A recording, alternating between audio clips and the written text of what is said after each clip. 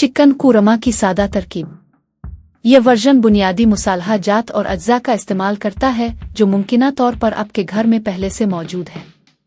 अज्जा: 500 gram chicken, bone या boneless टुकड़ों में काटा।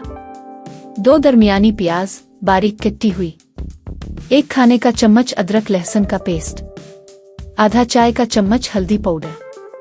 1 चाय का चम्मच लाल मिर्च पाउडर, जायका के मुताबिक। आधा चाय का चम्मच जीरा। 1 चाय का चम्मच धनिया पाउडर। नमक हसब जायका। 2-3 खाने के चम्मच तेल। ग्रेवी के लिए 2 कप दही। गर्म मसाला। गार्निश के लिए ताज़ा धनिया। हिदायत: 1 पैन में तेल गर्म करें। कटी हुई प्याज शामिल करें। गोल्डन ब्राउन होने तक भूनें। अदरक लहसुन का पेस्ट और जीरा डालकर 1-2 मिनट तक भूनें जब तक कि कच्ची बो खत्म ना हो जाए। चिकन के टुकड़े डाल दें। चिकन को मसाला के साथ 5 से 7 मिनट तक भूनें यहाँ तक कि इसका रंग बदल जाए और अच्छी तरह से नरम जाए।